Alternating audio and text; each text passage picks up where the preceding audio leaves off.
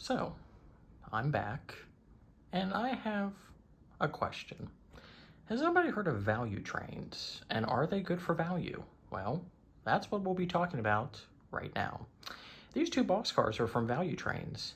They were about $23.99, and I think the other one was about $25.99 respectively. What they are, they do covered hoppers and boxcars. They are equipped with microtrains, wheels, trucks, and couplers, and they are made in the United States. Sounds great, but they are plastic. There is no metal frame or anything, and they run smooth. Granted, they have some cool designs. That Santa Fe looks a little bit weird, a little bit. The Katy, from a up close and personal, looks kind of crooked in a way, but these are designs that you really don't see much produced by Microtrains or Atlas or any other company, really. I think they're pretty interesting, to say the least, but value for money, I mean, $23.99 for a plastic boxcar, or $25.99, and heck, they even go up to maybe $30 or $35, depending on what you want. I mean, granted, I would pay maybe 35 bucks for this nice Microtrains honoring Union Pacific for 160 years, because I know it's Microtrains and I know it's very good product. Now, granted, I do understand Value Trains hasn't been around a long time, and really they're only for N, HO, and I think S-Gauge. I could be wrong on that part. And granted, they are plastic. They are made in the United States, which if you are some people who like made in the USA, then, you know, they're not competing with Microtrains by any means.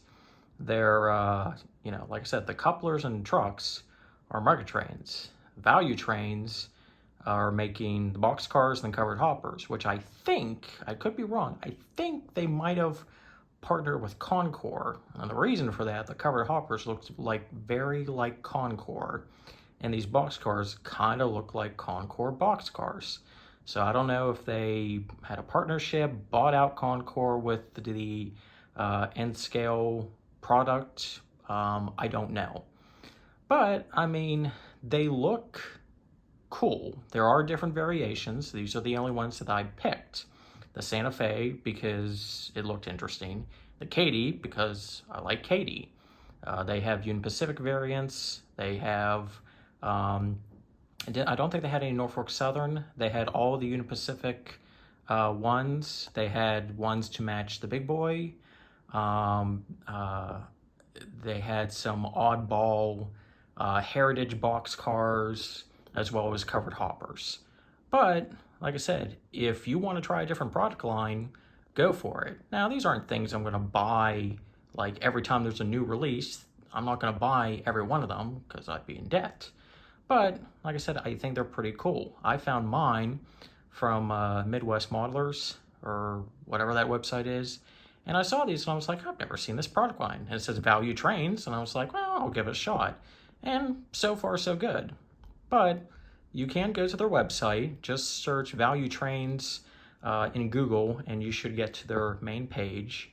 And like I said, it seems like an interesting product line, especially when they come up with different kinds of variants, especially with boxcars and covered hoppers. I don't know if they're going to do anything else different, like maybe some tank cars in the future or anything else. But right now, it's just boxcars and covered hoppers for N scale. So, that's my curious little research that I found about Value Trains. And like I said, let me know in the comments below what you think. Have you heard of them? Have you bought any from them? What do you think?